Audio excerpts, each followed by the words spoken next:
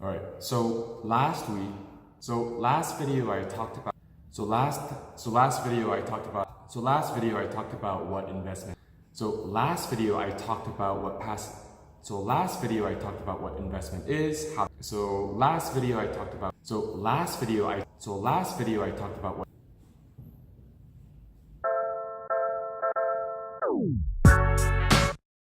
Last video I talked about what investment is, how that's linked with passive income, and how that's also connected to your mentality of money and earnings. I blurred the lines a little bit between what passive income is and what investment is because at your age, they're almost the same thing. Investing for you may not result in passive income, but it may lead you into a lifestyle of passive income in your future.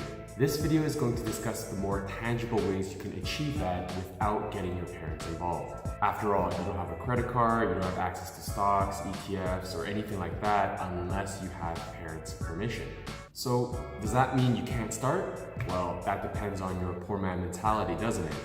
It also depends on your creativity because investment can take any shape or form you want. So here are 5 suggestions for people under the age of 18 who want to get into investing without having parents involved.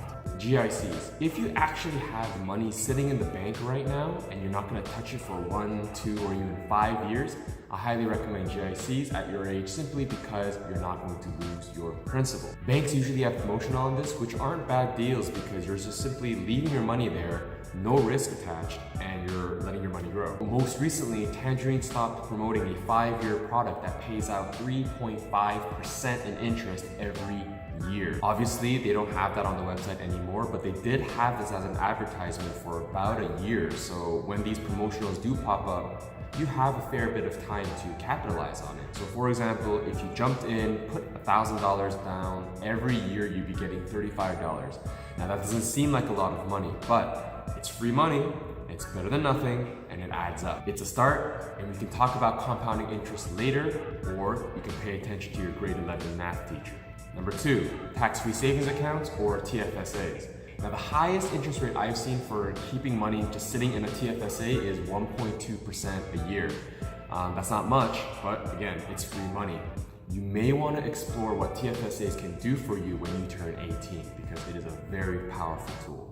Number 3, books. This isn't a cash investment, but it's more of an investment on yourself. Do not underestimate what books can do in influencing your life. Something that someone poured their heart into creating this book for over months, years. You can actually absorb all their information within hours and capitalize on what they felt or what they learned or what they observed throughout their lifetime. In short, it's sort of a cheat. Someone has learned everything, all you have to do is just read. The same applies for online courses you can find in schools or even places like udemy.com. Whether it's about investing, passive income, financial sense, or rich dad, poor dad kind of books, any kind of book is out there and you name it. All of those can help change your life. It did for me. Number 4, building an organic Instagram or social media following to set up for affiliates and so on and so forth. You, the young blood of the next generation, will be so much more adept and so much more connected with social media than people like me, for example. You, the young blood of the next generation, is going to be so much more adept and so much more experienced with social media and technology tools. So, build a following.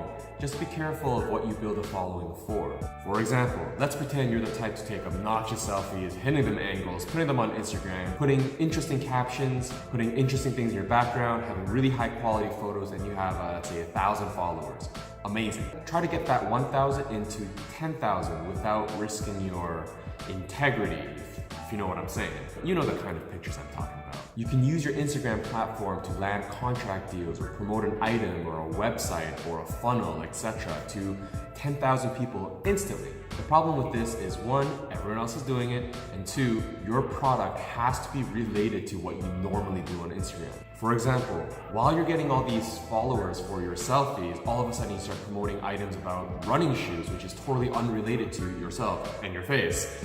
People are going to start unfollowing you because that's not what they want to see from you.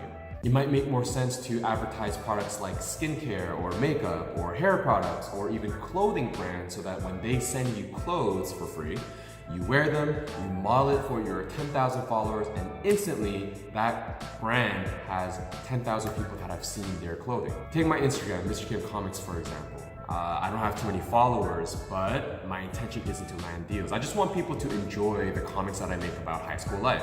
If I wanted to monetize this, I'd be depressed out of my mind.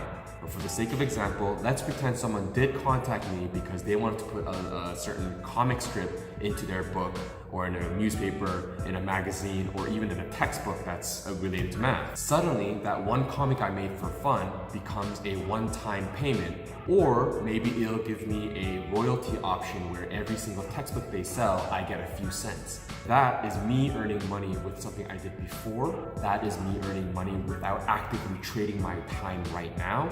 And that is me earning money as an example of passive income. Number 5, a lawnmower.